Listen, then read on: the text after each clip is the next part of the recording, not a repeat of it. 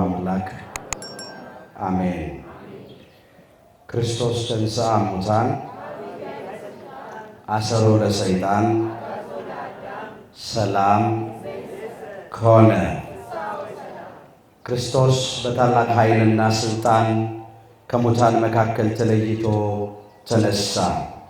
ሰይጣንንም አሰረው፣ አዳምንም ነፃ አወጣው።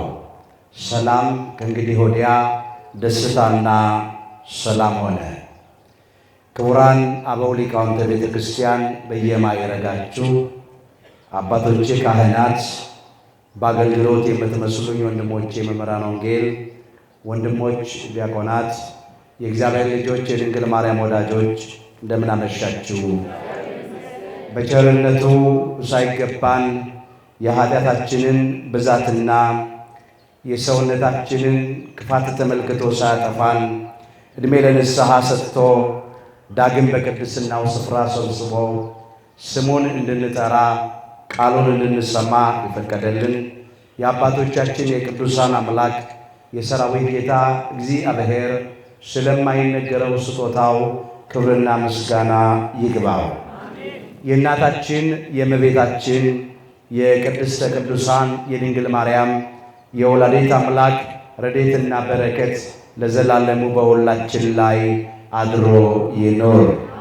የምስጢር ባለቤት እግዚአብሔር አምላካችን ለሁላችንም ምስጢሩን ገልጦ ያስተምረን።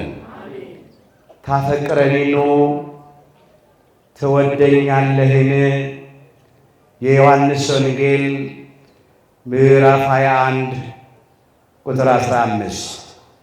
ለዛሬ አምላካችን እግዚአብሔር እንደረዳን መጠን በሚኖረን ጊዜ የምንማርበት የትምህርታችን ርዕስ ይህ ይሆናል።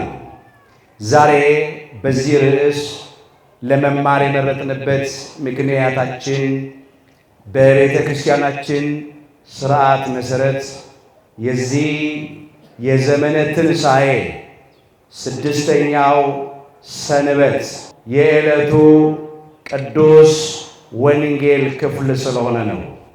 በየዓመቱ በዚህ በዘመነ ትንሣኤ ስድስተኛው ሰንበት የሚነበበው በቅዳሴው ክፍለ ጊዜ የዕለቱ ቅዱስ ወንጌል የዮሐንስ ወንጌል ምዕራፍ 21 ቁጥር 15 እስከ ፍጻሜ ምዕራፍ ነው።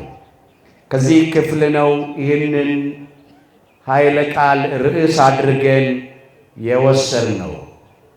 ታፈቅረኒኑ ትወደኛለህን? የዮሐንስ ወንጌል ምዕራፍ 21 ቁጥር 15 ርዕሳችን ነው። በዚህ ርዕስ ውስጥ በመጀመሪያ በቆመው አንድ ጊዜ ታሪኩን እንመለከተዋለን። ሁለተኛ የታሪኩን ምስጢራዊ ትርጉም እንመለከትና በመጨረሻ ዛሬ እኛ ከዚህ ታሪክ ልንማር የሚገባው ነገር ምን እንደሆነ አንስተን ትምህርታችንን እንጠቀልለዋለን። አምላካችን እግዚአብሔር በነገር ሁሉ ማስተዋልን ይስጠን። አንድ ጊዜ ታሪኩን በዮሐንስ ወንጌል ምዕራፍ 21 ከቁጥር 15 እስከ 20 በቁሙ እናነበዋለን። እንዲህ ይላል። ምሳም ከበሉ በኋላ ኢየሱስ ስምዖን ጴጥሮስን የዮና ልጅ ስምዖን ሆይ ከነዚህ ይልቅ ትወደኛለህን? አለው። አዎን ጌታ ሆይ እንደወድህ አንተ ታውቃለህ አለው። ግልገሎቼን አሰማራ አለው። ደግሞ ሁለተኛ የዮና ልጅ ስምዖን ሆይ ትወደኛለህን? አለው። አዎን ጌታ ሆይ እንደወድህ አንተ ታውቃለህ አለው። ጠቦቶቼን ጠብቅ አለው። ሦስተኛ ጊዜ ትወደኛለህን ባለው ጊዜ ጴጥሮስ አዘነና ጌታ ሆይ አንተ ሁሉን ታውቃለህ፣ እንድወድህ አንተ ታውቃለህ አለው። ኢየሱስም በጎቼን አሰማራ አለው። እውነት እውነት እልሃለሁ አንተ ጎልማሳ ሳለህ ወገብህን በገዛ ራስህ ታጥቀህ ወደምትወደው ትሄድ ነበር። ነገር ግን በሸመገልክ ጊዜ እጆችን ትዘረጋለህ፣ ሌላውም ያስታጥቅሃል፣ ወደማትወደውም ይወስድሃል አለው። በምን አይነት ሞት እግዚአብሔርን ያከብር ዘንድ እንዳለው ሲያመለክት ይህንን አለ። ይህንም ብሎ ተከተለኝ አለው። ስለ ቃሉ ምስጋና የባህሪው የሆነ አምላካችን ጌታችን መድኃኒታችን ኢየሱስ ክርስቶስ ክብርና ምስጋና ይግባው። ይህ ክፍል አምላካችን ጌታችን መድኃኒታችን ኢየሱስ ክርስቶስ ሞትን ድል አድርጎ ከተነሳ በኋላ ለደቀ መዛሙርቱ ለሶስተኛ ጊዜ የተገለጠበት ስፍራ ነው። ሁላችን እንደምናውቀው በመጀመሪያ ከትንሣኤው በኋላ ለደቀ መዛሙርቱ የተገለጠላቸው በትንሣኤው ምሽት ዕለተ እሑድ በተዘጋ ቤት ተሰብስበው ሳሉ ነው። በዮሐንስ ወንጌል ምዕራፍ 20 ቁጥር 19 ላይ መመልከት ይቻላል። ሁለተኛ የተገለጠላቸው ሞትን ድል አድርጎ ከተነሳ በኋላ በስምንተኛው ቀን በሳምንቱ ማለት ነው በሐዋርያው በቅዱስ ቶማስ ምክንያት ልክ እንደ ትንሣኤው ዕለት ደጆቹ ተዘግተው ሳሉ ደቀ መዛሙርቱ ተሰብስበው ሳሉ መካከላቸው ገብቶ ቆመ። እዚያው ዮሐንስ ወንጌል ምዕራፍ 20 ቁጥር 26 ጀምሮ ይሄንን ደግሞ መመልከት ይቻላል። አሁን ደግሞ ለሶስተኛ ጊዜ በጥብርያዶስ ባሕር አጠገብ ተሰብስበው አሳ ላጠምዱ ባሉ ጊዜ አምላካችን ኢየሱስ ክርስቶስ ተገለጠላቸው። እዚሁ የዮሐንስ ወንጌል ምዕራፍ 21 ቁጥር 14 ላይ ስንመለከት ኢየሱስ ከሙታን ከተነሳ በኋላ ለደቀ መዛሙርት ሲገለጥላቸው ይህ ሶስተኛው ጊዜ ነበረ ይላል። ለአንዱም ለሁለቱም በተለያየ ቦታ በልዩ ልዩ ጊዜያት ተገልጧል። አንድ ላይ ተሰብስበው ሳሉ ግን የተገለጠው እዚህ ስፍራ ላይ ለሶስተኛ ጊዜ ነው። እነሱም ካጠመዱት ዓሣ እሱ ደግሞ በተአምራት ካዘጋጀው ዓሣ ጠብሰው ምሳ ከበሉ በኋላ አምላካችን ኢየሱስ ክርስቶስ ከደቀ መዛሙርቱ መካከል ለይቶ ስምዖን ጴጥሮስን እንዲህ አለው፣ የዮና ልጅ ስምዖን ሆይ ከነዚህ ይልቅ ትወደኛለህን? አለው። ከነዚህ ይልቅ ትወደኛለህን ያለበት ምክንያት ምንድነው ቢሉ ሌሎች ሁሉ ቢክዱ እኔ አልክድህም፣ ሌሎች ሁሉ ባንተ ቢሰናከሉ እኔ ከቶ አልሰናከልም እያለ ይናገር ስለነበረ ነው። በማቴዎስ ወንጌል ምዕራፍ 26 ከቁጥር 31 ጀምሮ ይሄ ታሪክ ተመዝግቧል። ለዚህ ነው በዚያ አንጻር ነው ከነዚህ ይልቅ ትወደኛለህን ብሎ ጠየቀው። አሁን እንደ ቀድሞ አዎ ከነሱ ይልቅ እወድሃለሁ አላለም። ያኔ በራሱ ሐሳብ በራሱ ፈቃድ ነበር የሚናገረው። አሁን ግን ምን አለ? አዎን አለና ጌታ ሆይ እንድወድህ አንተ ታውቃለህ አለው። በትህትና ልብ ያመላለሰውን ኩላሊት ያጤሰውን የምታውቅ አምላክ ነህ፣ ስለዚህ እንደምወድህ አንተ ታውቃለህ አለው። ግልገሎቼን አሰማራ አለው። ግልገሎች ያላቸው ለጊዜው 36ቱ ቅዱሳት አንስትን ነው። ግልገሎች ያለው ስለ ግልገሎች ሊነግረን ገዶት አይደለም። ከዚያ እንደገና ሁለተኛ አሁንም የዮና ልጅ ስምዖን ሆይ ትወደኛለህን አለው። የቅዱስ ጴጥሮስ መልስ ያው ነው። አዎን ጌታ ሆይ እንደወደህ አንተ ታውቃለህ አለው። ጠቦቶቼን ጠብቅ አለው። ጠቦቶች ያላቸው 72ቱ አርድእትን ነው። እነሱን ጠብቅ ለጊዜው እነሱን፣ ከዚያ በኋላ ከነሱ በኋላ የሚነሱትንም። ለሶስተኛ ጊዜ የዮና ልጅ ስምዖን ሆይ ትወደኛለህ ብሎ ስለጠየቀው ቅዱስ ጴጥሮስ አዘነ ይላል። ያዘነበት ምክንያት በጸሎተ ሐሙስ ምሽት ዶሮ አንድ ጊዜ ሳይጮህ 3 ጊዜ የካደውን መካድ አስቦ ነው።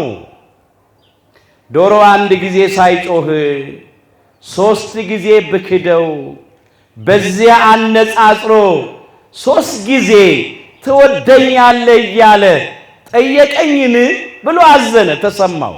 እዚህ የማቴዎስ ወንጌል ምዕራፍ 26 ቁጥር 31 ጀምሮ በዚያን ጊዜ አምላካችን ኢየሱስ ክርስቶስ እንዲህ አለ፣ በዚህች ሌሊት ሁላችሁ በእኔ ትሰናከላላችሁ፣ እረኛውን እመታለሁ፣ የመንጋውን በጎች ይበተናሉ የሚል ተጽፏልና አለ። እረኛ ያለው ራሱን ነው።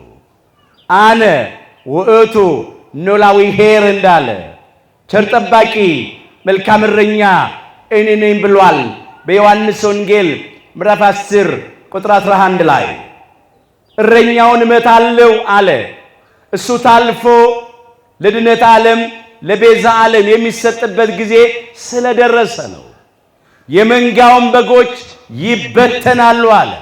የመንጋው በጎች የተባሉ ሁሉም ትተው የተከተሉት ቅዱሳን ሐዋርያት ናቸው። ስለዚህ የተነገረ ነው።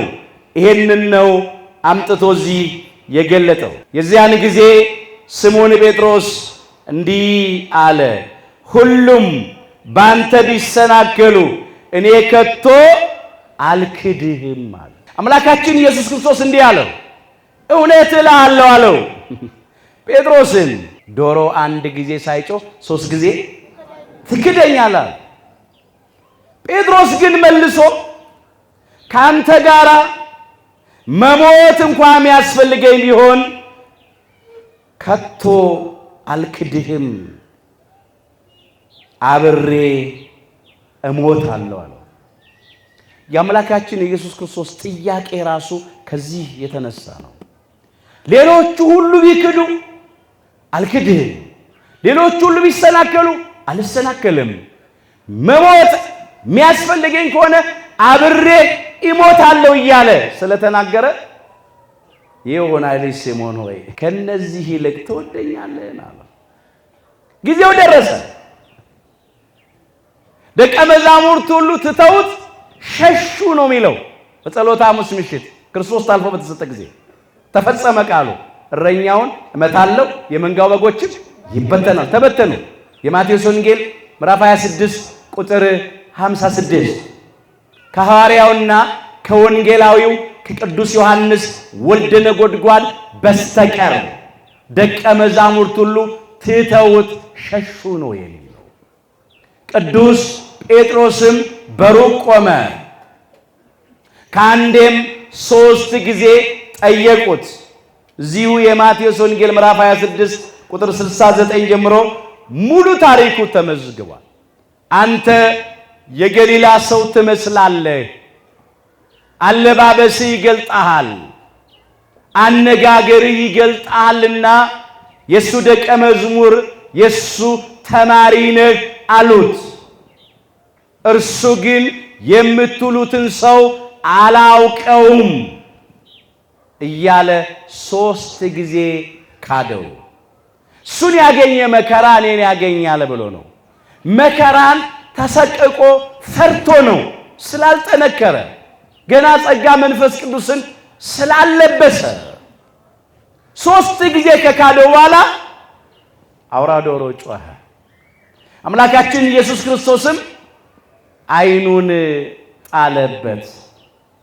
ያን ጊዜ አውራ ዶሮ ሲጮህ አምላካችን ኢየሱስ ክርስቶስ የተናገረው ቃል ትዝ አለውና ምርር አድርጎ አለቀሰ።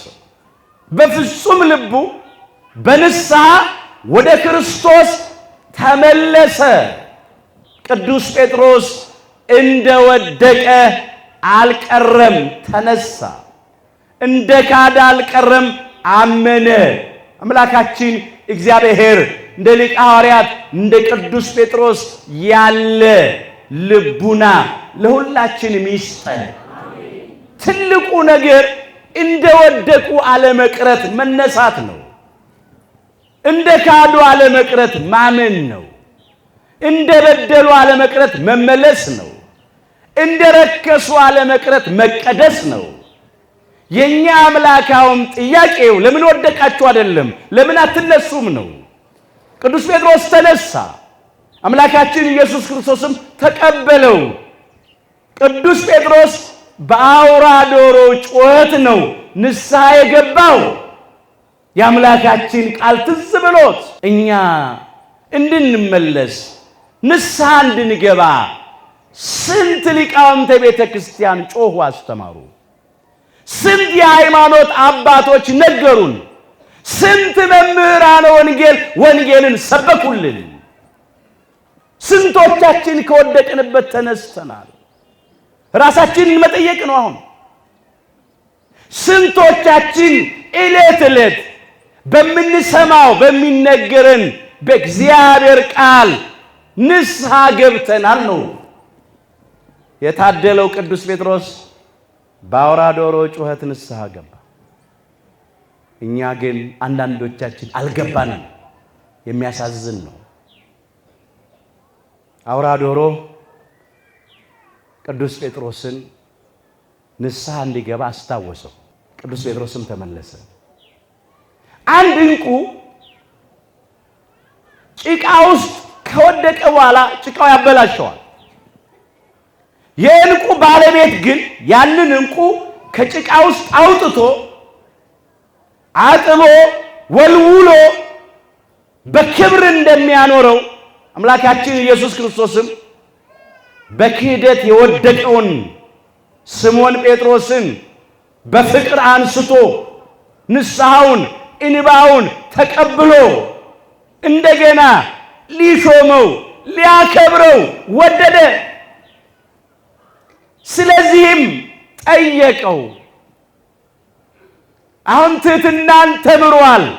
ጌታ ሆይ እንድወድህ አንተ ታውቃለህ ነው ያለው። ሦስተኛም ጊዜ ይህንኑ ነው ያለው። ጌታ ሆይ አንተ ሁሉም ታውቃለህ፣ በአንተ ዘንድ የማይገለጥ የተከደነ የማይታወቅ የተሰወረ ምንም ነገር የለም። አንተ ከድርጊት በፊት ታውቃለህ። አንተ በቃል ከመነገሩ በልብ ከመታሰቡ በፊት ታውቃለህ። እንድወድህ እኮ አንተ ታውቃለህ ብሎ መለሰለት። በጎቼን አሰማራ አለው። በጎች ያላቸው 11ዱን ደቀ መዛሙርት ነው። ስለዚህ ነው የተናገረው። ከዚያም እንዲህ አለው፣ አንተ ጎልማሳ ሳለህ ጎበዝ ሳለህ ወደ ወደድከው ወደ ፈቀድከው ቦታ ትሄድ ነበር አለው። ወገብህን በገዛ ራስህ ትታጠቃለህ፣ ጫማህን ራስህ ታጠልቃለህ፣ አንተ ወደምትወደው ትሄዳለህ አለው። ይሄ በቁሙ ነው። በጉልምስና በጉብዝና ያለ ሰው ራሱ ነው ጫማውን የሚያጠልቀው ወገቡን የሚታጠቀው። ወደ ገዛ መንገዱ ይሄዳል። እገዛ ረዳት አይፈልግም። በሸመገልክ ጊዜ ግን አለ እጅን ትዘረጋለህ። ዓይን ሲፈዝ፣ ሰውነት ሲደነዝዝ፣ ጉልበት ሲደክም፣ አቅም ሲጠፋ እጅን ትዘረጋለህ። ሰዎች ወገብህን ያስታጥቁሃል። ሰዎች ሌሎቹ ጫማህን ያጠልቁልሃል። አንተ ወደምትወደው ሳይሆን እነሱ ወደሚወዱት ይወስዱሃል አለው። ሰው ሲሸመግል እንደዚህ ነውና፣ ምስጢሩ ግን እንደዚህ ነው። በምን አይነት ሞት በሉ እግዚአብሔርን ያከብር ዘንድ እንዳለው ሲያመለክት ይህንን አለ። ይህ ምስጢር ነው።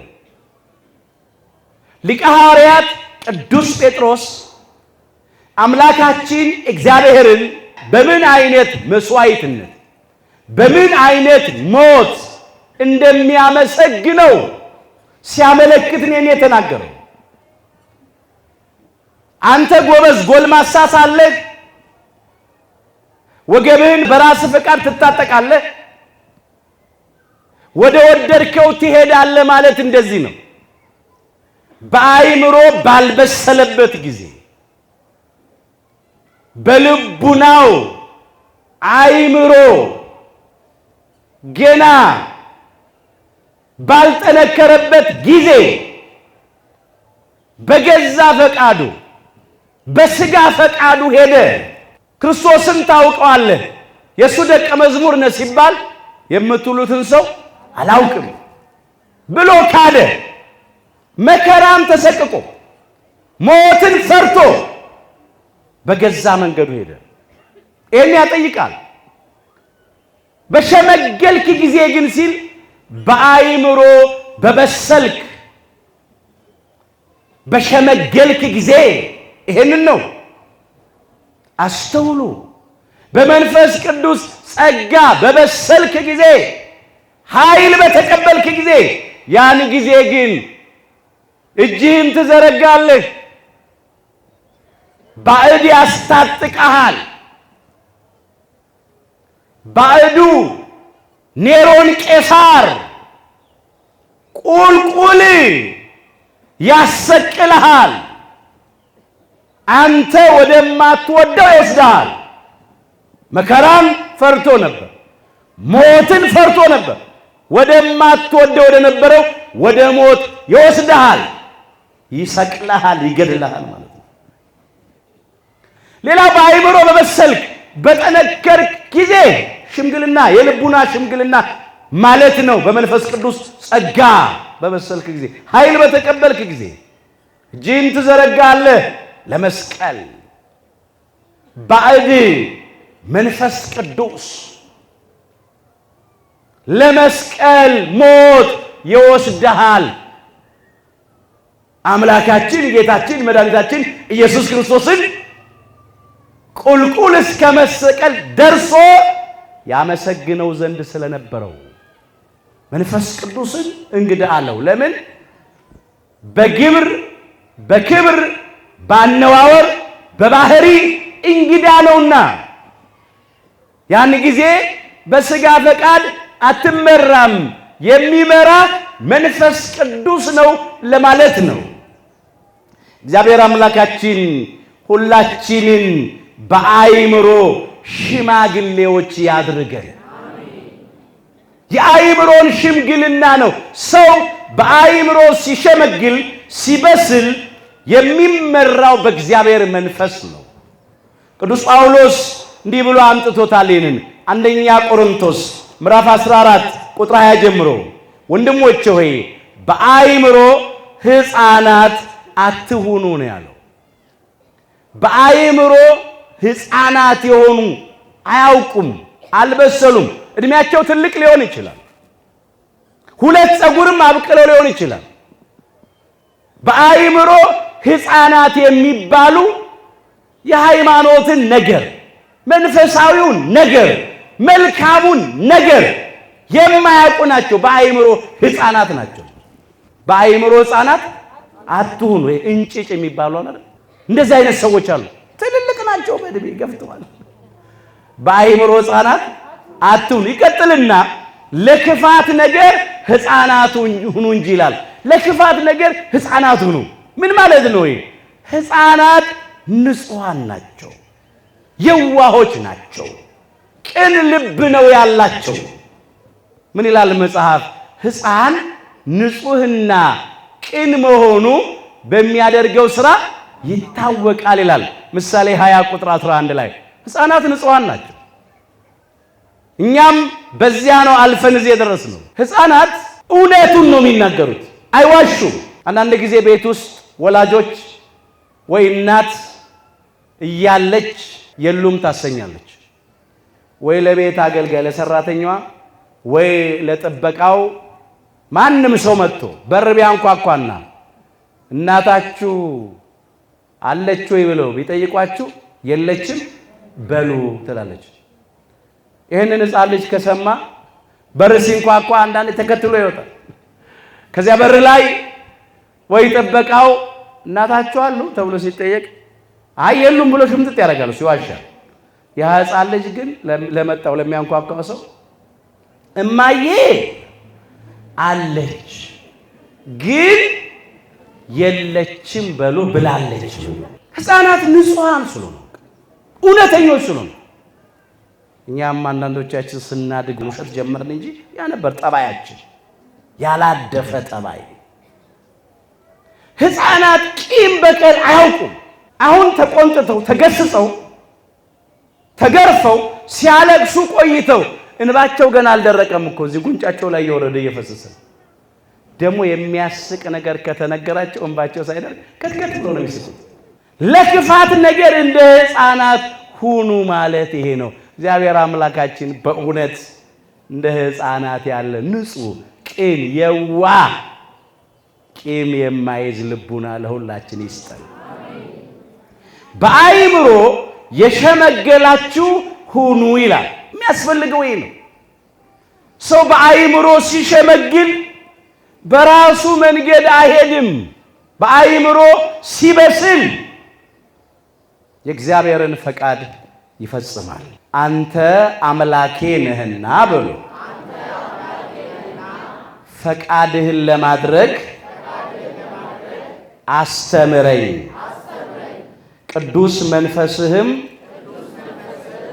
በጽድቅ ምድር ይምራኝ።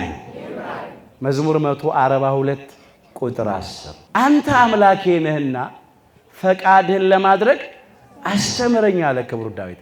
ሁልጊዜ ለጸሎት ስንቆም አምላካችን እግዚአብሔርን እንዲህ እያልን ለምነው ፈቃዱን እንድናደርግ በሕይወት እንዲያስተምረን፣ የኛ ፈቃድ ይሁን እንዳንል የእግዚአብሔር ፈቃድ ይሁን እንድንል።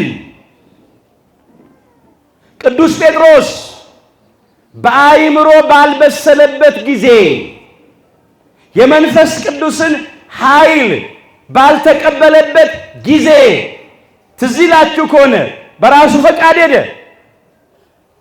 ስለዚህም ክርስቶስን አላውቅም ብሎ ካደ። መከራ መቀበል አልወደደም። ይህን ማለት ነው። ሲበስል በመንፈስ ቅዱስ ሲመራ ግን ስለ አምላኬ ቁልቁል እሰቀላለሁ አለ። እኔ እንደሱ እንዲህ ልሰቀል አይገባኝም፣ ቁልቁል ስቀሉኝ ነው ያለው። አንተ አምላኬ ነህና ፈቃድህን ለማድረግ አስተምረኝ ማለት እንደዚህ ነው። በሕይወታችን ዘመን ሙሉ የእግዚአብሔርን ፈቃድ እያደረግን እንድንኖር አምላካችን እግዚአብሔር በቸርነቱ ይርዳል። ቅዱስ መንፈስህ በጽድቅ ምድር ይምራኝ ያለው በእውነት በሰዎች ከመመራት በሥጋ ለባሾች በከንቶች ከመመራት በራሳችን ፈቃድ ከመመራት በመንፈስ ቅዱስ እንድንመራ ሁላችን ይርዳል። ዛሬ ብዙዎቻችን የተጎዳ ነው ወይ በገዛ ፈቃዳችን እየተጓዝን ነው፣ ወይም ደግሞ በከንቱ ሰዎች እየተመራን ነው። እነሱ በሚያሳዩን ጠማማ መንገድ እየሄድን ነው። ቅዱስ ጴጥሮስ ግን በእግዚአብሔር ፈቃድ ተመራ። አምላኩን በመስቀል ላይ ተሰቅሎ እስከ መሞት ደርሶ አከበረው። አምላካችን ጌታችን መድኃኒታችን ኢየሱስ ክርስቶስ ለሊቀ ሐዋርያት ለቅዱስ ጴጥሮስ አለቅነትን ሊሰጠው ስለወደደ ኃላፊነትን ሊሰጠው ስለወደደ ነው የጠየቀው። ስንት ጊዜ ጠየቀው? 3 ጊዜ። 3 መሆኑ ምስጢረ ሥላሴን ያጠይቃል።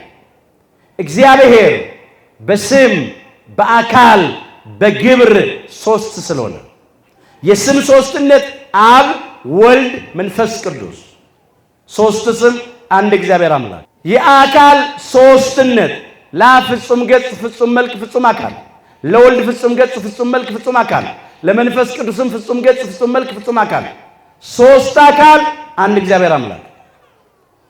የግብር ሦስትነት አብ ወላዲ ወይም ወላጅ ወይም አባት፣ ወልድ ተወላዲ ወይም ልጅ፣ መንፈስ ቅዱስ ሰራጺ የሰረጸ ወይም የወጣ ከአብ ብቻ የሰረጸ። በግብር ሦስትነት በባሕርየ መለኮት አንድ እግዚአብሔር አምላክ 3 መሆኑ ሦስትነትን ያጠይቃል። ጥያቄው አንድ ነው። ትወደኛለህን ነው የሚለው፣ አልተቀየረም። ቃሉ አንድ መሆኑ አምላካችን እግዚአብሔር በባሕሪ በመለኮት በስልጣን በሕልውና በአገዛዝ በመንግሥት አንድ ስለሆነ ነው 3 ጊዜ ጠየቀው። ለዚህ ነው 3 ጊዜ ጠየቀና ኃላፊነት ሰጠው። ግልገሎቹን፣ ጠቦቶቹን፣ በጎቹን እናያለን። በመጀመሪያ እኛን የሰውን ልጆች በሙሉ እግዚአብሔር በጎች ብሎናል። በበጎች እንመሰላለን።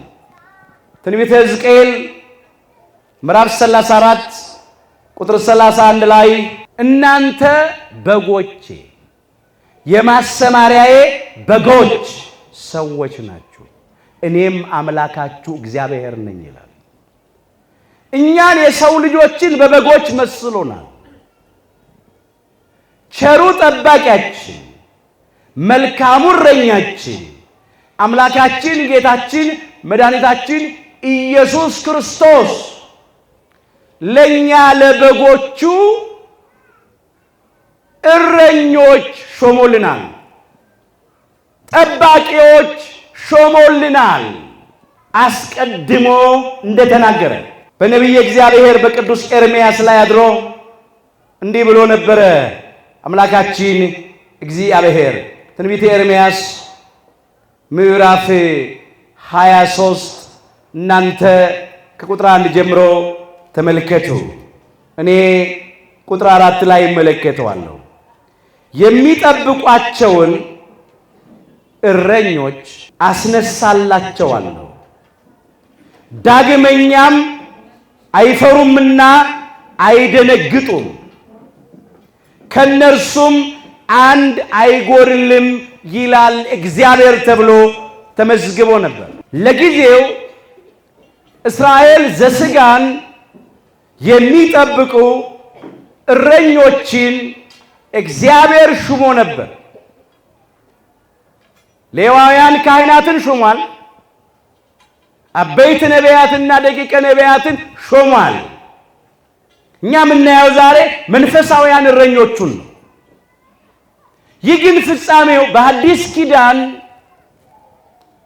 ቅዱሳን ሐዋርያትን፣ ጻድቃን ሰማዕታትን፣ ሊቃውንተ ቤተ ክርስቲያንን፣ የሃይማኖት አባቶችን፣ ካህናትን፣ ቀሳውስትን እኛን እንደሚጠብቁን እንደሚሾምልን እንደሚያስነሳልን የተነገረ ቃል ነው። የሚጠብቋቸውን እረኞች አስነሳላቸዋለሁ ያለው ይሄንን ነው። ዳግመኛም አይፈሩም አይደነግጡም፣ ከነርሱም አንድ አይጎድልም ነው ያለው። የእረኛ ኃላፊነት ግልገሎቹን ማሰማራት ነው። ጠቦቶቹን መጠበቅ ነው። በጎቹን ማሰማራት ነው። ይህንን ደግሞ አምላካችን ኢየሱስ ክርስቶስ ሞትን ድል አድርጎ ከተነሳ በኋላ በሊቀ ሐዋርያት በቅዱስ ጴጥሮስ በኩል ኃላፊነትን ሰጥቷል። አምላካችን ኢየሱስ ክርስቶስ ቸር ጠባቂ ነው። መልካም እረኛ ነው። የጠበቀን እሱ ነው። እንዲህ እንዳለ ክቡር ዳዊት አባታችን ሲዘምር እግዚአብሔር እረኛዬ ነው የሚያሳጣኝም የለም። በለመለመ መስክ ያሳድረኛል፣ በረፍቷ ዘንድም ይመራኛል። ነፍሴን መለሳት፣ ስለ ስሙ በጽድቅ መንገድ መራኝ። በሞት ጥላ መካከል እንኳ ብሄድ አንተ ከኔ ጋር ነህና ክፉን አልፈራም። በትርና ምርኩዝ እነርሱ ያጽናኑኛል። በፊቴ ገበታን አዘጋጀህልኝ፣ በጠላቶቼ ፊት ለፊት ራሴን በዘይት ቀባ። ጽዋዬም የተረፈ ነው። ቸርነትና ምሕረት በሕይወቴ ዘመን ሙሉ ይከተሉኛል፣ በእግዚአብሔር ቤትም ለዘላለም እኖራለሁ እያለ ዘምሯል። እዚያ መዝሙር 22 ቁጥር 1 እስከ ፍጻሜ ይመራል። እግዚአብሔር ጠባቂያችን ነው፣ መጋቢያችን ነው። የሚያሳጣን ነገር የለም። በዝናብ እያበቀለ በፀሐይ እያበሰለ የሚመግበን እሱ ነው። በነፋስ እያቀዘቀዘ የሚያኖረን እሱ ነው። ምድር የዘሩባትን እንድታበቅል የተከሉባትን እንድታጸድቅ ፍሬ እንድታፈራ የሚያደርጋት እሱ ነው። የሚያሳጣን ነገር የለም። የዕለት ጉርስ ነው፣ የዓመት ልብስ ነው፣ ጤንነት ነው። አያሳጣንም። ሰላም፣ ደስታ፣ እርካታ፣ ፍቅር ነው። ጸጋችን ከሆነ ትዳር ነው፣ ዘር፣ ልጅ ነው። የሚያሳጣን ነገር የለም። እግዚአብሔር እረኛዬ ነው የሚያሳጣኝም የለም። በለመለመ መስክ ያሳድረኛል፣ በረፍት ውኃ ዘንድም ይመራኛል አለ። እንዲህ በለምለም መስክ በቅድስት ቤተ ክርስቲያን ያሳድረኛል። በረፍት ውኃ፣ የሕይወት ውኃ ቅዱስ ቃሉ በሚነገርበት ያሳርፈኛል። እግዚአብሔር አሁንም በሕይወት ውኃ በቅዱስ ቃሉ የሁላችንንም ልቡና ያሳርፍልን። የተጠማችሁ ነፍሳችንን ያርካልን። በረፍት ውኃ ይመራኛል። ልጅነት ባገኘንበት ጥምቀት መራን። የረፍት ውኃ የተጠመቅንበት ውኃ ነው። ወንዶቹ በ40 ቀን ሴቶቹ በ80 ቀን ከማኅፀነ ዮርዳኖስ ከጸጋ መንፈስ ቅዱስ ዳግም በጥምቀት ተወልደናል። በሜሮን ከብረናል። የአምላክን ቅዱስ ሥጋና ክቡር ደም ተቀብለናል። እግዚአብሔርን በልጅነት ክብር አይተናል። ለመንግሥተ ሰማያት ክብር ታጭተናል። ይህን ማለት ነው። ሌላው በረፍት ውኃ ዘንድ ይመራኛል አለ። ከሞት በኋላ ባለው ሕይወት፣ ከመቃብር በኋላ ባለው ትንሣኤ፣ በመንግሥተ ሰማያት ደግሞ ገና ያሳድረናል። በቸርነቱ ሁላችንን ለመንግሥቱ ክብር ያብቃል። ነፍሴን መለሳት አለ። ከሞት ወደ ሕይወት፣ ከጨለማ ወደሚደነቅ ብርሃን፣ ከሲኦል ወደ ገነት እንዳሻገረን ነው። ነፍሴን መለሳት፣ ስለ ስሙም በጽድቅ መንገድ መራኝ አለ። ስለኛ አይደለም፣ ማንም እንዳይመካ ይህ ከሥራ አይደለም፣ ይህ የእግዚአብሔር የጸጋ ስጦታ ነው ይላል ቅዱስ ጳውሎስ ኤፌሶን ምዕራፍ 2 ቁጥር 8 ላይ። ከኛ አይደለም፣ ስለ ስሙ ነው። አዳኝ መቤዝው መድኃኒት ስለሆነው ስሙ በጽድቅ መንገድ መራን።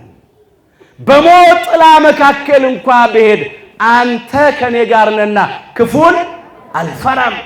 በመርገመ ሥጋ በመርገመ ነፍስ ነበርን። በሞተ ሥጋ በሞተ ነፍስ ተይዘን ነበረ። በርደተ መቃብር ላይ እርደተ ሲኦል የተፈረደብን ነበርን። በሥጋ ሞት ወደ መቃብር መውረድ፣ በነፍስ ሞት ወደ ሲኦል መውረድ።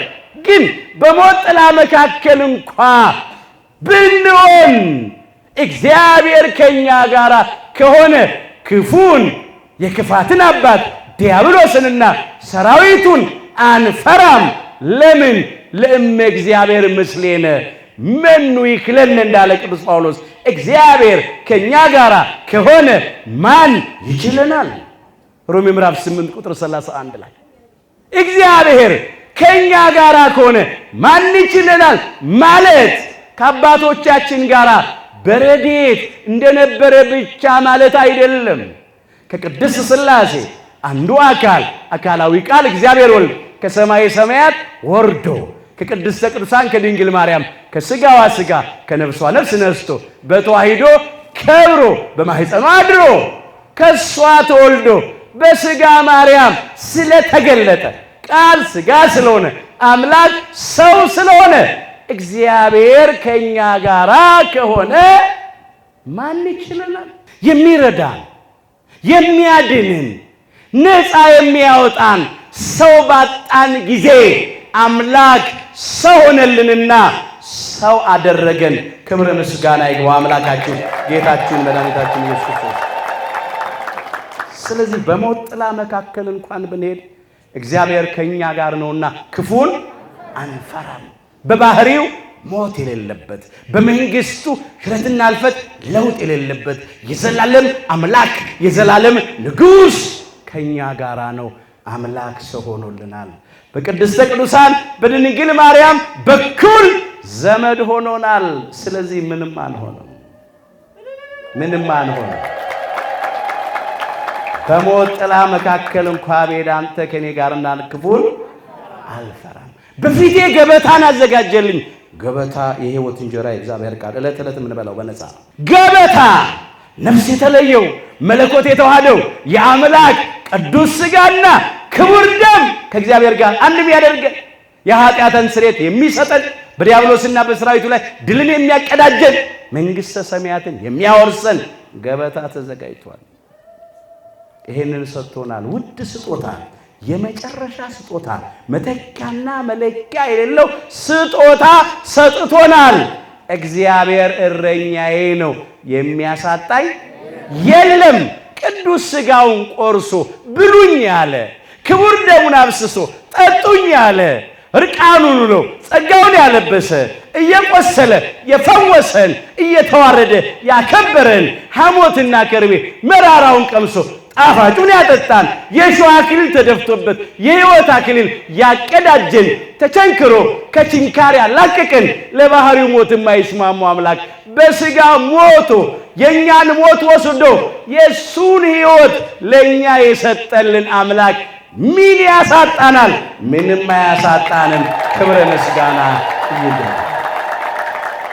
ይህንን ነው ክቡር ዳዊት የዘመረው። የሚያሳጣን ነገር የለም። እንዲህ አድርጎ ነው የጠበቀን።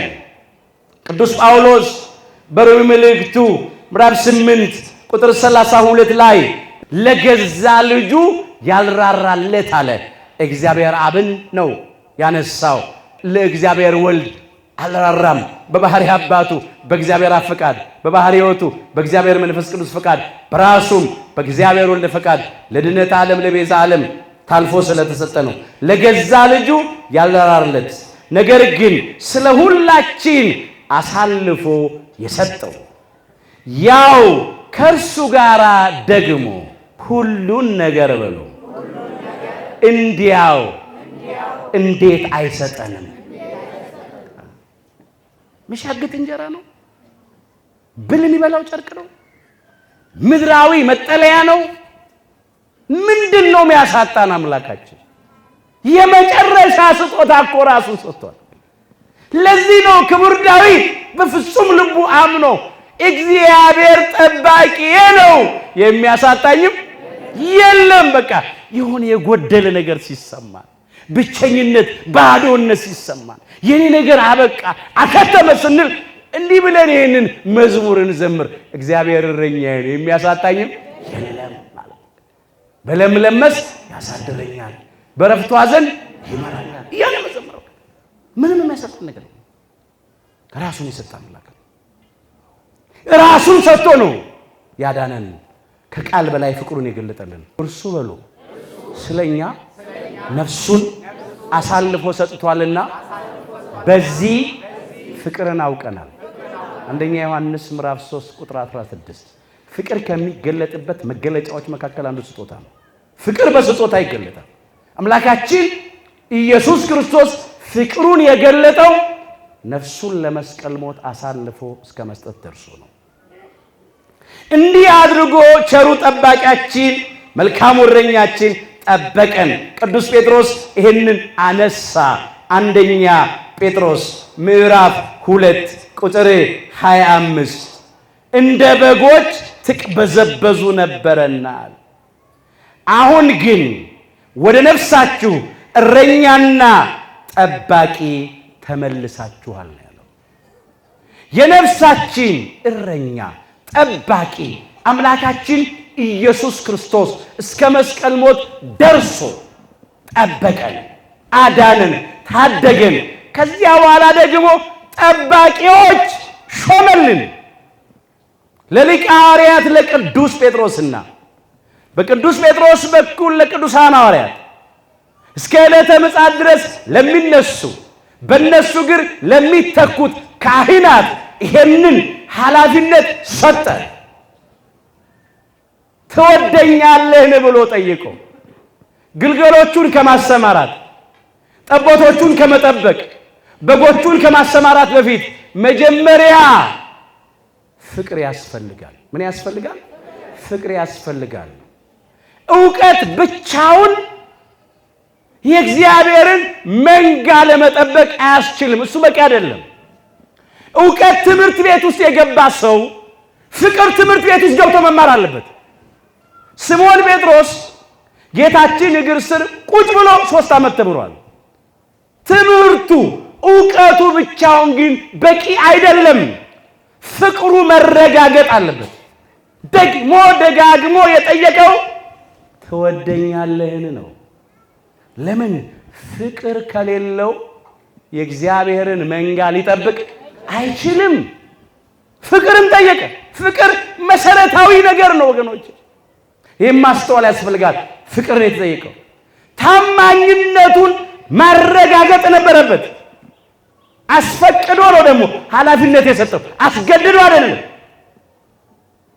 ቅዱስ ጴጥሮስ ታማኝነቱን አረጋገጠ። ምን እያለ? ጌታ ሆይ እንድወድህ አንተ ታውቃለህ። ከዚያ በኋላ ነው ያንን ኃላፊነት የተቀበለው። ፍቅረ እግዚአብሔር ያለው ሰው ፍቅረ ቢጽ ስለሚኖረው እግዚአብሔርን የሚወድ ሰው ባልንጀራውንም ይወዳል። አይነጣጠሉም። እነኚህ ጥቂት ነገር እናንሳ። የማቴዎስ ወንጌል ምዕራፍ 22 ከቁጥር 35 ጀምሮ የተመዘገበውን እንመልከት። አንድ ከፈሪሳውያን ወገን የሆነ ሕግ አዋቂ ወደ አምላካችን ወደ ጌታችን ወደ መድኃኒታችን ወደ ኢየሱስ ክርስቶስ ቀርቦ ሊፈትነው ነው። ጠየቀው። መምህሮ ያለው ከሕግ ማናቸይቱ ትእዛዝ ታላቅ ናት ትበልጣለች? የቷን ልጠብቅ አለው። አምላካችን ኢየሱስ ክርስቶስም እንዲህ አለው፣ እግዚአብሔርን በፍጹም ልብህ፣ በፍጹም ሐሳብህ፣ በፍጹም ኃይልህ፣ በፍጹም ነፍስህ ውደድ የምትለው ናት አለ። ይቺ ታላቂቱና ፊተኛይቱ ናት። ሁለተኛይቱም ደግሞ ይህችን ትመስላለች አለው። እሷም ባልንጀራህን እንደ ራስህ ውደድ የምትል ናት። ስለዚህ ኦሪትና ነቢያት በእነዚህ በሁለቱ ትእዛዛት ተጠቀለሉ አለ። ፍቅረ እግዚአብሔር ያለው ፍቅረ ቢጽ ይኖራል። ስለዚህ ሕግን ሁሉ ይፈጽማል፣ ሕግን ሁሉ ያደርጋል። ለዚህ ነው ቅዱሳን ሐዋርያት ዛሬም አምላካችን ኢየሱስ ክርስቶስ ፍቅር እንዳላቸው ጠይቆ በቅዱስ ጴጥሮስ በኩል ያን ኃላፊነት የሰጠው። ለአባቶቻችን ይሄ ነው የተሰጠው። ፍቅረ እግዚአብሔር ሊኖር ያስፈልጋል። ከዚያ መንጋውን መውደድ፣ ሕዝቡን መውደድ ይቻላል። ፍቅር ያለው ለመንጋው ራሱን አሳልፎ ይሰጣል። መንጋውን ለአራዊት አሳልፎ አይሰጥም። ምንደኛ አይደለማ፣ ቅጥረኛ አይደለም። ለዚህ ነው ትወደኛለህ ብሎ የጠየቀው። ታማኝነቱን አረጋገጠ። በፍቅር ሁሉ ስለሚፈጸም አስተውሉ። ለጊዜው ለቅዱስ ጴጥሮስ ተሰጠ እንጂ ለካህናት በሙሉ ነው የተሰጠው። ግልገል ማለት ምን ማለት ነው? በመጀመሪያ በእድሜ እንየው። ይሄንን በግልገል የሚመሰሉ ሕፃናት ናቸው። ሕፃናትን አጥምቅ ነው፣ አቁርብ ነው፣ ተንከባከበ፣ ኮትኩተ አሳድግ ነው። ልጅን በሚሄድበት መንገድ ምራው፣ በሸመገለም ጊዜ ከርሱ ፈቀቅ አይልም ይላል። ምሳሌ 22 ቁጥር 6 ላይ ልጅን በሚሄድበት መንገድ ምራው። በሕፃንነት ኮትኩቶ ማሳደግ። ግልገሎችን አሰማራ። ቀላል ነው። ሕፃናትን ማሰማራት ቀላል ነው። ግልገሎች ናቸው። አሁን ሕፃናት እንዳደረጓቸው ናቸው። የዋሆች ናቸው። ይቀበላሉ። አሰማራ ነው ያለው። ሁለተኛ ጠቦቶችን ጠብቅ ነው ያለው። ጠቦቶች ያለው በእድሜ ወጣቶችን ነው። ጠቦቶች ላይ ጥበቃ ነው። ይሄ የወጣትነት ጊዜ ጥበቃ ያስፈልገው ነው። በጣም በጉብዝና ወራት ፈጣሪ አስብ አይደለም የሚለው መክብብ 12 ቁጥር 1 ጀምሮ ጨብጠን በምናቆምበት፣ ታግለን በምንጥልበት፣ ሮጠን በምንቀድምበት በዚህ በጉብዝና ወራት መጠበቅ ነው የሚያስፈልገው። ጠብቅ፣ ወጣቶችን ጠብቅ። አንዳንዶች በወጣትነታቸው ጊዜ ተሰብረዋል። በጥርጥር፣ በክህደት፣ በሱስ የተሰበሩ ወንድሞችና እህቶች አሉ። መጠበቅ ያስፈልጋል። እግዚአብሔር ሁላችንን በቸርነቱ ይጠብቀን። ጠቦቶችን ጠብቅ ነው ያለው። ሶስተኛ በጎችን ያለው በጎችን አሰማራ ነው። እሱ ደግሞ በእድሜ የሽምግልና እድሜ ነው። አረጋውያትን አሰማራ ነው። እነሱም በቃ ጨርሰዋል። ይሄ በእድሜ ነው። ሌላው የሰው ልጆችን በሙሉ የሚያመለክት ነው። ደግሞ በሰው ልጆች በሙሉ ስናየው በግልገሎች የሚመሰሉ ፍጥረታውያን ናቸው። ያላመኑ፣ ያልተጠመቁ፣ ክርስትና ያልተቀበሉ ሰዎች ግልገል ይባላሉ። አምላካችን ጌታችን መድኃኒታችን ኢየሱስ ክርስቶስ ደቀ መዛሙርቱን ሲልክ እንዲህ ያላቸው፣ ሞትን ድል አድርጎ ከተነሳ በኋላ ወደ ዓለም ሁሉ ሂዱ፣ ወንጌልንም ለፍጥረት ሁሉ ስበኩ፣ ያመነ የተጠመቀ ይድናል፣ ያላመነ ግን ይፈረድበታል። የማርቆስ ወንጌል ምዕራፍ 16 ቁጥር 15 ጀምሮ ወንጌል ለፍጥረት ሁሉ ይሰበካል። ዛሬም ብዙ ግልገሎች አሉ፣ ፍጥረታውያን ሰዎች አሉ፣ ያላመኑ፣ ያልተጠመቁ፣ እግዚአብሔር የለም የሚሉ ፍጥረታውያን ናቸው። በግልገል ይመሰላል። ቅዱስ ጳውሎስ እነኝን እንዲህ አድርጎ አንስቷቸዋል። ለፍጥረታዊ ሰው ይላል የእግዚአብሔር መንፈስ ነገር ሞኝነት ነው ይላል። በመንፈስም የሚመረመር ስለሆነ ሊያውቀው አይቻለውም አይቀበለውም ይላል። አንደኛ ቆሮንቶስ ምዕራፍ 2 ቁጥር 14 ላይ ፍጥረታውያን ሰዎች በግልገል ተመስለዋል። እነኚህን ማሰማራት ያስፈልጋል። አስተምሮ አሳምኖ ማጥመቅና ወደ ጉሩኖዋ ወደ ቤተ ክርስቲያን ውስጥ ማስገባት ያስፈልጋል። የካህናት ተልእኮ ነው። ካህናት ለእነኝም ነው የተላኩት። ላመኑ ለተጠመቁ ብቻ አይደለም፣ ያላመኑትንም ያልተጠመቁትንም ከዚያ ፈልጎ ማምጣት ያስፈልጋል። ከአምልኮተ ጣዖት ወደ አምልኮተ እግዚአብሔር ዞር እንዲሉ፣ ከክህደት ወደ እምነት ዞር እንዲሉ፣ ከጥርጥር ውስጥ ከምንፍቅና ውስጥ እንዲወጡ ፍጥረታውያን።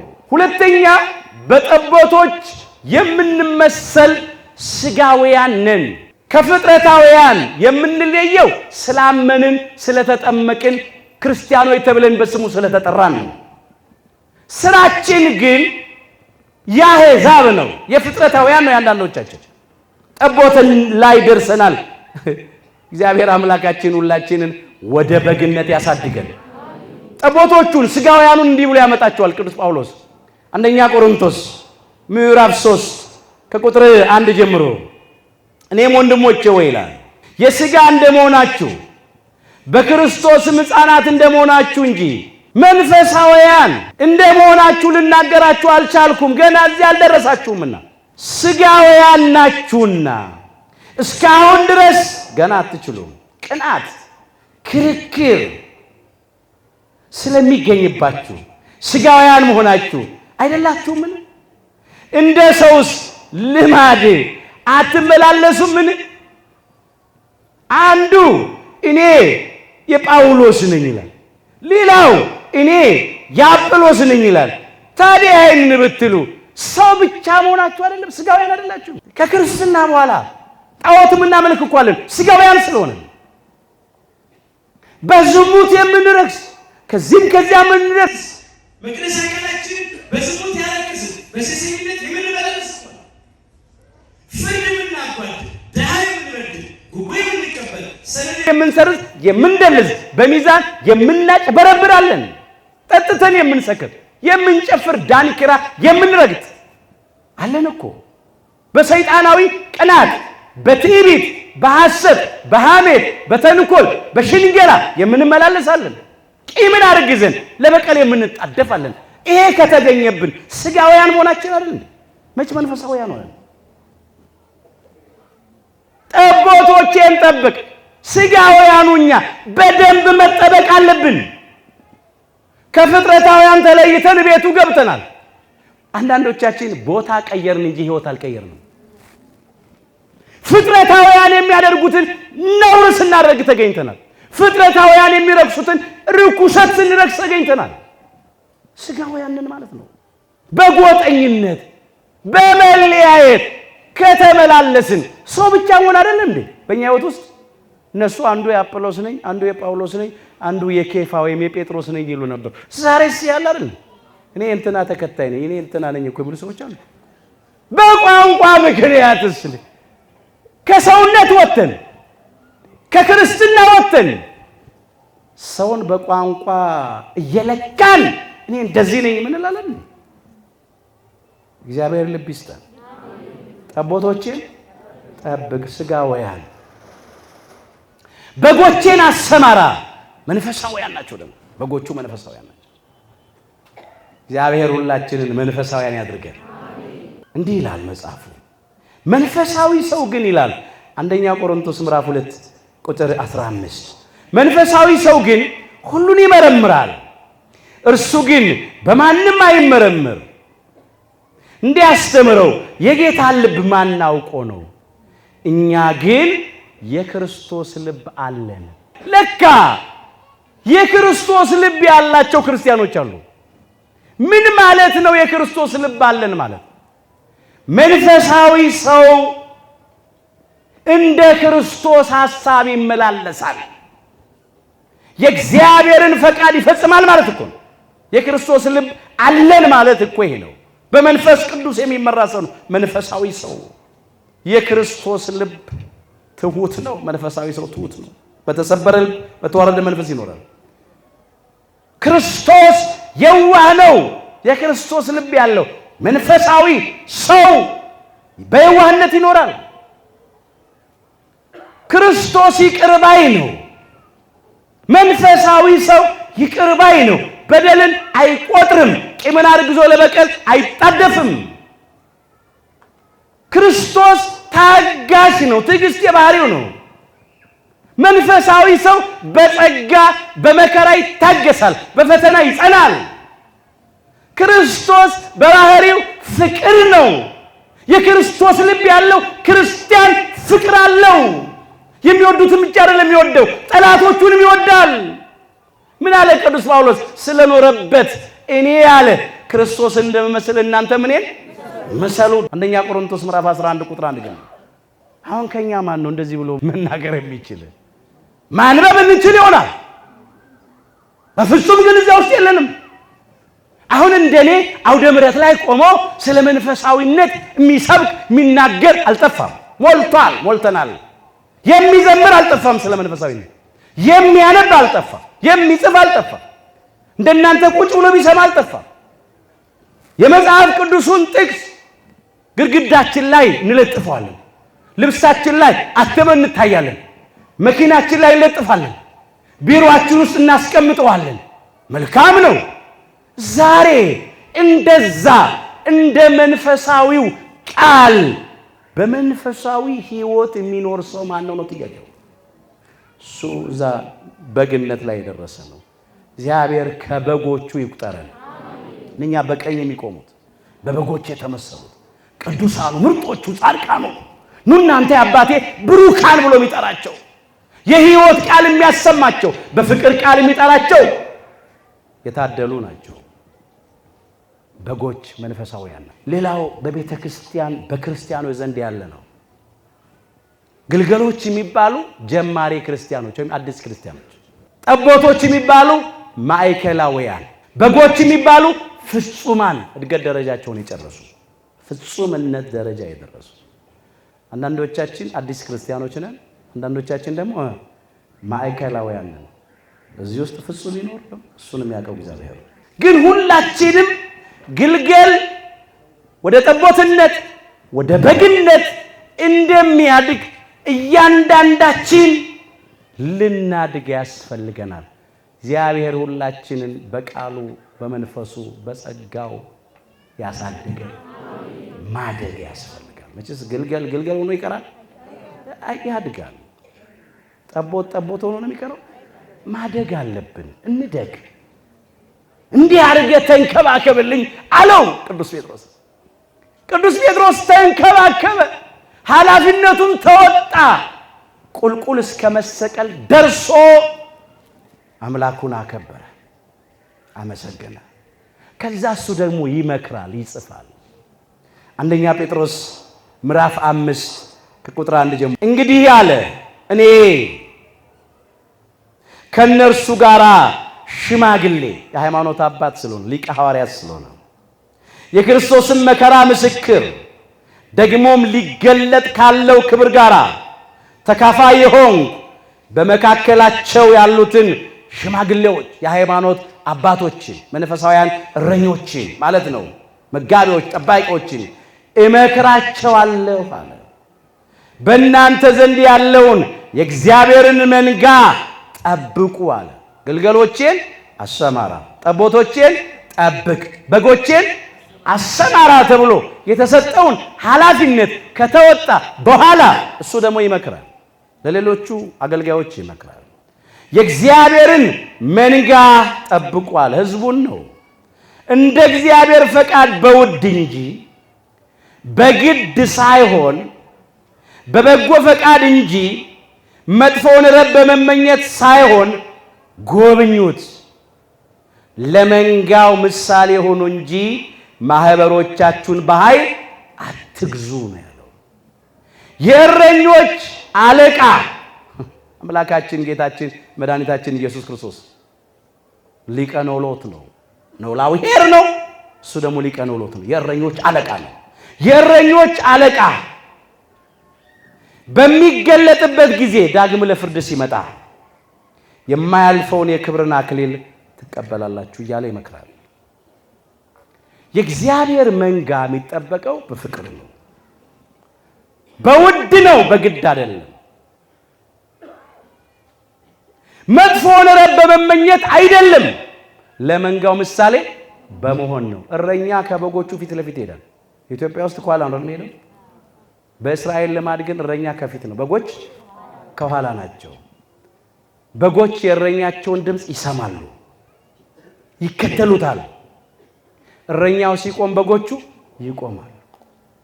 እረኛው ሲቀመጥ በጎቹ ይቀመጣሉ። እረኛው በትር ይዞ በጎቹን ይጠብቃል።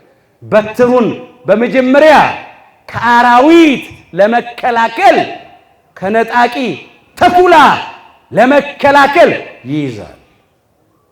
ከአራዊት ይጠብቃቸዋል።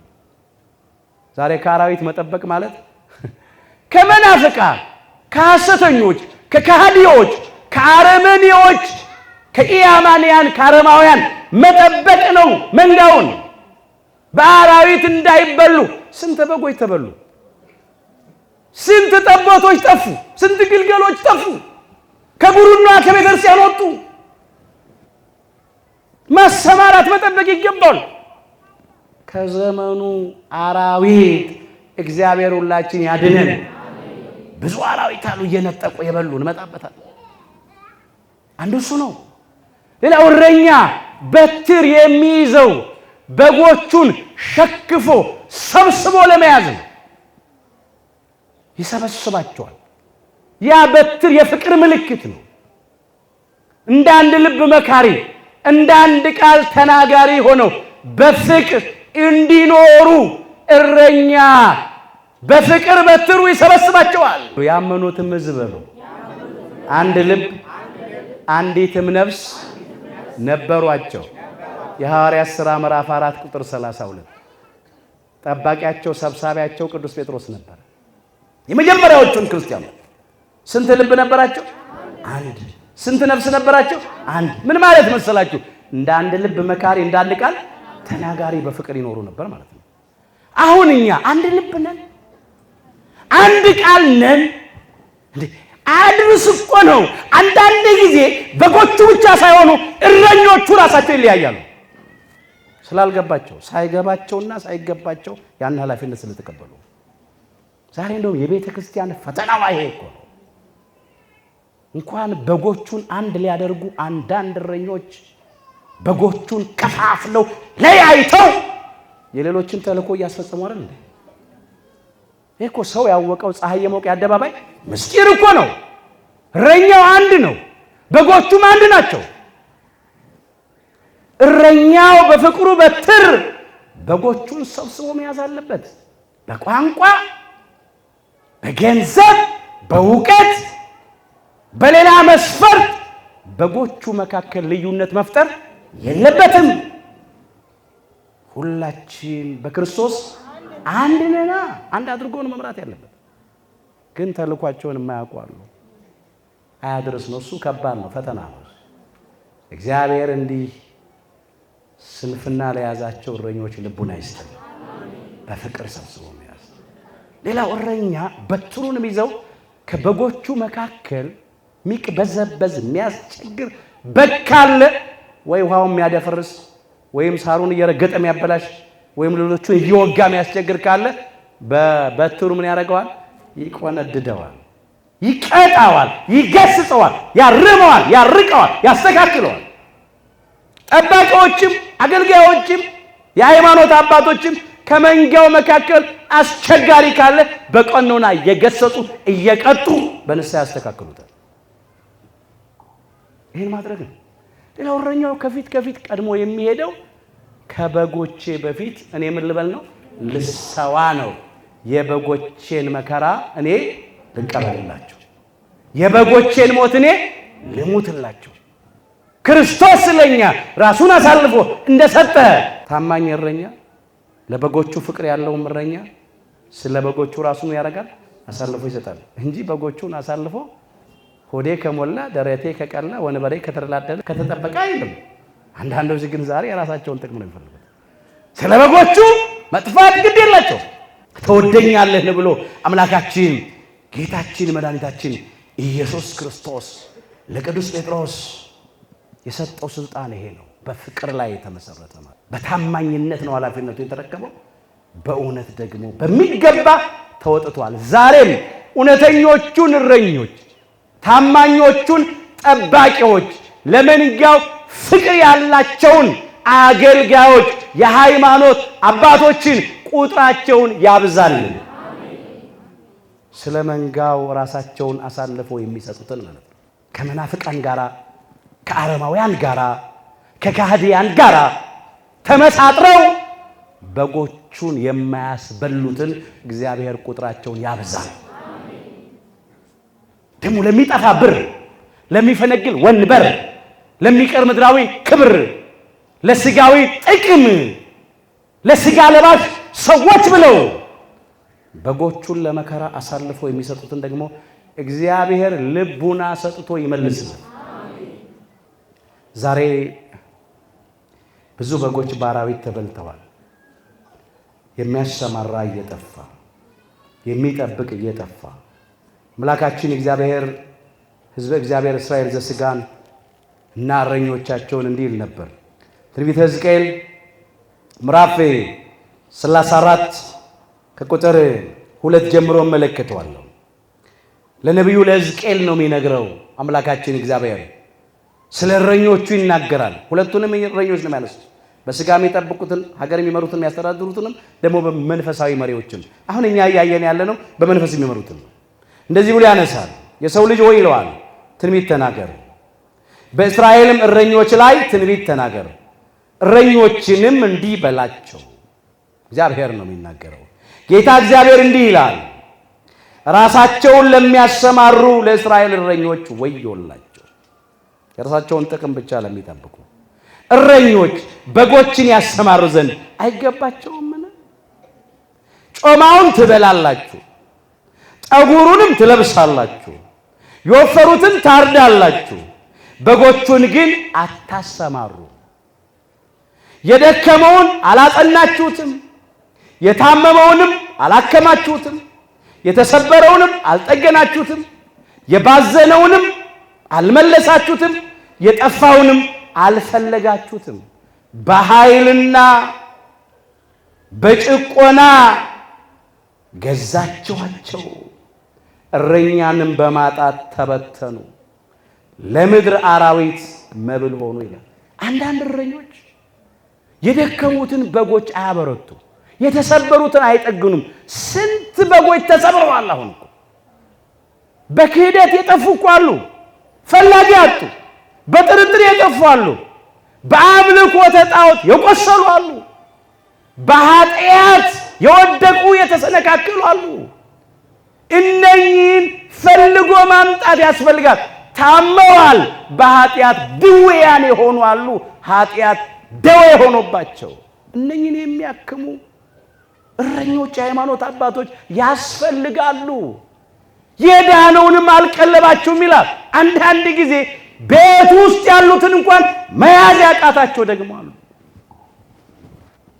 እንዴ አንዳንድ ቤት ውስጥ እኮ ባል ኦርቶዶክስ ተዋሕዶ እምነት ተከታይ ነው፣ ሚስቱ የሌላ ናት።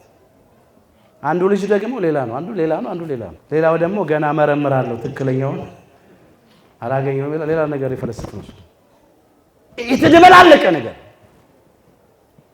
ለምድር አራዊት መብል ሆኗል። መናፍቃን ተኩላዎች በሏቸው፣ ነጣቂዎቹ። እግዚአብሔር ከነጣቂ ተኩላዎች ሁላችን ያድነን። ዛሬ በጎቹን የዋሆቹን ማንም እንደ ጠፍ ከብት የሚነዳቸው እረኛ እንደሌላቸው በጎች ነጣቂ ተኩላዎች የሚነጥቋቸው በሚገባ ስላልተጠበቁ ነው። የበጎቹ የጠቦቶቹ የግልገሎቹ ድርሻ መጠበቅ መሰማራት ነው። የእረኞቹ ድርሻ ደግሞ ማሰማራትና መጠበቅ ነው። እኛም እንድንሰማራ እንድንጠበቅ፣ እነሱም ተግተው እንዲያሰማሩን እንዲጠብቁን እግዚአብሔር ሁላችን ይርዳል። ወገኖቼ አምላካችንን ከወደድነው እንታዘዘው። ብትወዱኝ ትእዛዜን ጠብቁ ነው። የሐዲስ ኪዳን ትእዛዝ እሱ ነው። ዮሐንስ ወንጌል ምዕራፍ 14 ቁጥር 15። ውለታው ከገባን ቸርነቱን ከቀመስና ካጣጣምን እንታዘዘው። ቅዱስ ጴጥሮስን ትወደኛለህ ያለው ያን ኃላፊነት ሊሰጠው ነው ብለናል። ዛሬም ትወዱኛላችሁን ይላል። መቼስ እግዚአብሔርን እጠላለሁ ይላል? የለም፣ ማንም የለም። ጤነኛ አእምሮ ያለው ሰው ሁሉ እግዚአብሔርን እጠላለሁ ይላል፣ እወደዋለሁ ይላል። ከወደድነው ደግሞ የምናድርግ እንታዘዘው። እግዚአብሔርን መውደዳችን የሚረጋገጠው በአንደበታችን እንወድሃለን በምንለው ምስክርነት ብቻ አይደለም፣ በመታዘዛችን። ያዘዝኳችሁን ሁሉ ብታደርጉ ያን ጊዜ ወዳጆቼ ናችሁ ነው የሚለው የዮሐንስ ወንጌል ምዕራፍ 15 ቁጥር 14 ላይ። አምላካችን እግዚአብሔር ያዘዘንን ካደረግን ወዳጅነታችን ይረጋገጣል። ዛሬም መንጋውና እረኛው ስላልተመጣጠነ እውነተኞችን፣ ታታሪ፣ ትጉሃን፣ ታማኞችን፣ ቁርጠኞችን፣ ለመንጋው ፍቅር ያላቸውን እረኞች እግዚአብሔር ቁጥራቸውን እንዲያበዛልን ወደ አምላካችን እንጸልይ፣ እንጩህ። እግዚአብሔር ቁጥራቸውን ያብዛልን። የመጨረሻ የመጽሐፍ ቅዱስ ጥቅሳችን ነው ለዕለቱ ትምህርታችን የማቴዎስ ወንጌል ምዕራፍ 9 ከቁጥር 36 ጀምሮ። ብዙ ሕዝብ ባየ ጊዜ ይላል አምላካችን ኢየሱስ ክርስቶስ እረኛ እንደሌላቸው በጎች ተጨንቀውም ተጥለውም ነበረና አዘነላቸው ይላል። በጣም ብዙ ሕዝብ የእጁን ታምራት እያሳየ የቃሉን ትምህርት እያስተማረ በሚመላለስበት ጊዜ ነው። በጣም ብዙ ሕዝብ ተመለከተ። ግን ጠባቂ ሰብሳቢ እንደሌላቸው በጎች ተበትነው ተጥለው ተጨንቀው ግራ ተጋብተው ሲቅበዘበዙ አያቸውና አዘነላቸው። በዚያን ጊዜ ደቀ መዛሙርቱን እንዲህ አለ፣ መከሩስ ብዙ ነው፣ ሰራተኞች ግን ጥቂቶች ናቸው። እንግዲህ የመከሩን ጌታ ወደ መከሩ ሰራተኞችን እንዲልክ ለምኑት አላቸው ነው። ያን ጊዜ የሚያስተምረው መጥምቀ መለኮት ቅዱስ ዮሐንስ ነበር። ገና ደቀ መዛሙርቱ ኃላፊነትን አልተቀበሉም ነበር። ስለዚህ መከሩ ብዙ ነው፣ ህዝቡ ብዙ ነው ማለት ነው። ሰራተኛ ግን ጥቂት ነው። አስተማሪው፣ አገልጋዩ መጥምቀ መለኮት ቅዱስ ዮሐንስ አንድ ነው። ወደ መከሩ ወደ ህዝቡ ሰራተኞች፣ አገልጋዮች፣ መምህራን፣ ሊቃውንት፣ የሃይማኖት አባቶች፣ ካህናት እንዲልክ እንዲጨምር የመከሩን ጌታ ምን በሉት? ለምኑት። እኔን ለምኑኝ አላቸው። ራሱ እኔን ለምኑኝ። እነሱን እረኞች፣ ጠባቂዎች አድርጎ አስነስቶ ይልካቸው ዘንድ ነበረው። ከዚያም በኋላ ደግሞ ብዙ አገልጋዮችን እንዲጨምር ለምኑ ነው። እኛ አሁን ድርሻችን እግዚአብሔር አምላካችን በአራቱም ማዕዘናት ላሉት ሕዝብ አገልጋዮችን፣ እውነተኞችን የሃይማኖት አባቶች እንዲጨምር እንዲያበዛ መለመን ነው። እንለምን፣ እግዚአብሔር ያበዛልናል። አሁንም ያበዛልን። ብዙ ሰው የጠፋው አገልጋዮች በማነሳቸው ነው። ብዙ የሚጮህ ህዝብ አለ። ብዙ የሚጨነቅ ህዝብ፣ ግራ የተጋባ ህዝብ አለ። ታፈቅረኒኑ ትወደኛለህን? የዮሐንስ ወንጌል ምዕራፍ 21 ቁጥር 15። እግዚአብሔር አምላካችን እሱን የምንወድበትን ፍቅር ለሁላችንም ያድለን። የሁላችንን መጨረሻችንን በቸርነቱ ያሳምርልን።